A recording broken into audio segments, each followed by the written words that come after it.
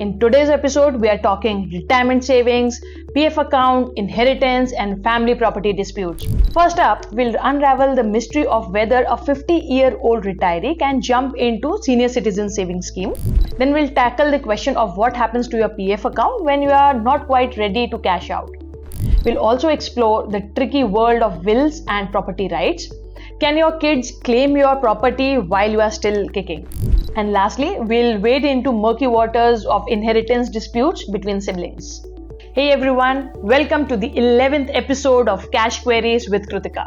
This is where I take those head-scratching financial questions and break them down into bite-sized, easy-to-digest answers. Money talks can be awkward. It's not exactly something we chat about over coffee with friends, right?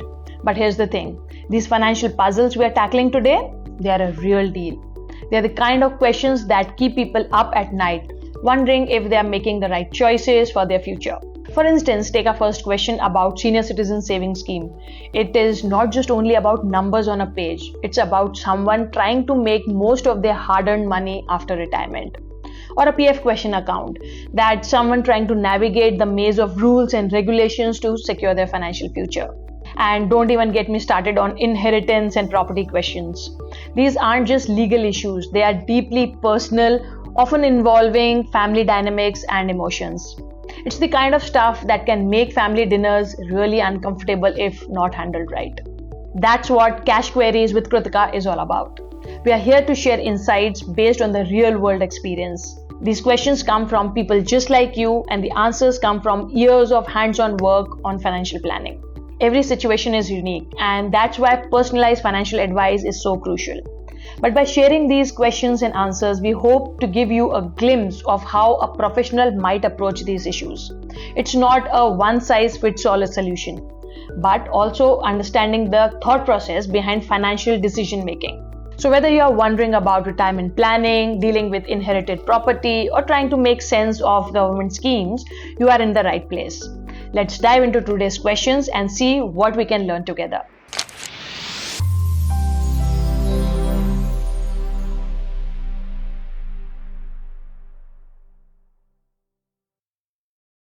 Alright, let's get this show on the road. I'm joined today by Mithilesh, who will be reading out our questions. Take it away. My wife is working in a semi-government organization. She will be retiring in March 2022 at the age of 58.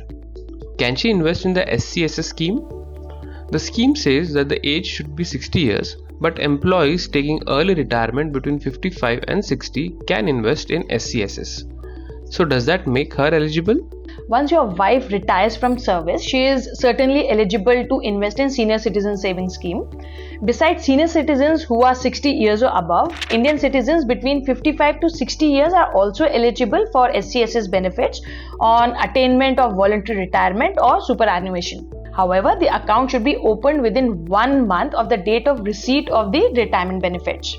The investor is required to attach the proof of retirement benefits along with a certificate from the employer indicating the details of retirement.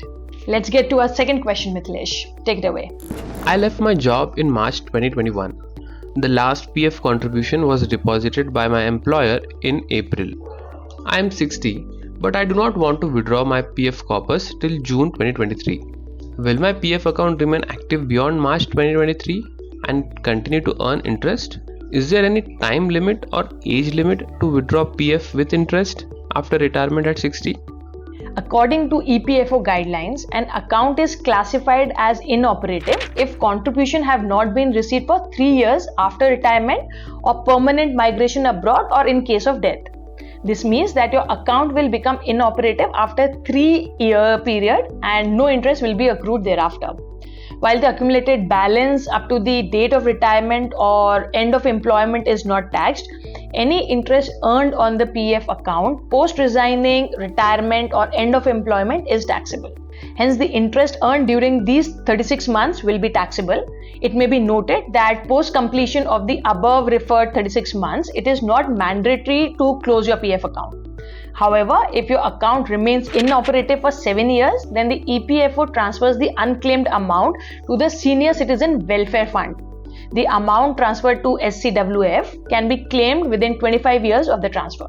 I think that question was relevant for most of the professionals out there. Let's move on to the third question, Mithilesh.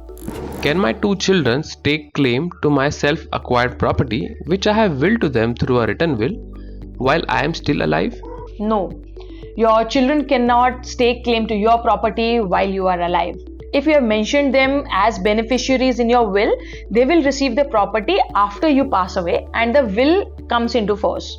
Even if you pass away without a will, your children as class 1 legal heirs can stake claim to your self-acquired property as well as your share of ancestral property. I think a question which is relevant to most of the people out there. Yeah. Okay, let's hear the last and final question from Mithilesh, please. I have two brothers and I got married 7 years ago. Our father passed away last year without writing a will, while our mother had died several years ago. My father had verbally told us that he wanted to give me his self-acquired house after he passes away. However, now my brothers have staked claim to the house and are refusing to give me my share. They say that since there is no will and our father had given me enough dowry at my wedding, I have no right to claim it. And are they right? Can I stake claim to this property now? Since your father passed away without a will, all the class 1 legal heirs will have equal share in his property. Since your mother is not alive, the property will be shared equally among the 3 children, which includes you and your 2 brothers. Hence, you have the legal right to stake claim over your father's property. With that, it's a wrap on today's episode. We have covered a lot of ground, haven't we? From retirement saving schemes to PF accounts, from wills to inheritance disputes, we have tackled some pretty heavy financial topics. But here's the thing. These aren't just abstract concepts. These are real issues that affect real people's lives and futures.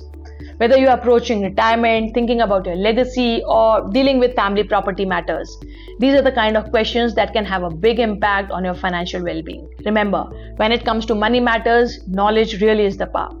The more you understand about these financial and legal issues, the better equipped you will be to make informed decisions and protect your interests. But hey, I get it. This stuff can be complicated and every situation is unique. That is why it is so important to keep asking questions and seeking advice. And that's exactly what we are here for. Got a burning financial question that's keeping you up all night? Don't let it simmer. Send it our way. Drop us an email. Your question could be featured in our next episode, helping not just you, but others who might be in the same boat. Remember, there is no such thing as a dumb question when it comes to money. We are all learning and we are all in this together.